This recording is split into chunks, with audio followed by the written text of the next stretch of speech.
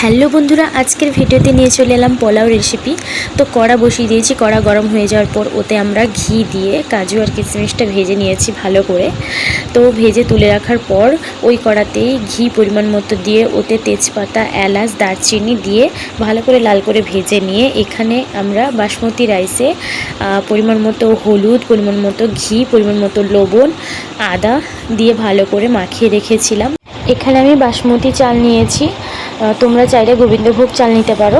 তো আমি এখানে বাসমতি চাল নিয়েছি 3 বাটি। তোমরা যদি 3 বাটি চাল নাও তাহলে 6 বাটি জল দেবে, আর যদি 4 বাটি চাল দাও তাহলে 8 বাটি জল দেবে। তো যাই হোক, আমি এখানে 3 বাটি চাল নিয়েছিলাম, 6 বাটি জল দিয়েছি। তো জল দেওয়ার পর দেখো মিডিয়াম আঁচে আমরা বসিয়ে দেব।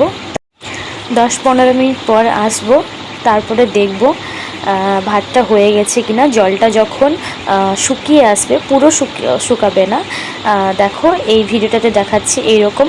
তো তখনই আমরা দেখে নেব লবণ ঠিক আছে কিনা। লবণ আর চিনি এই সময় দিয়ে দিব ভালো করে মাখিয়ে।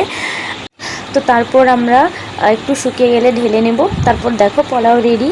কেমন হয়েছে কমেন্ট করে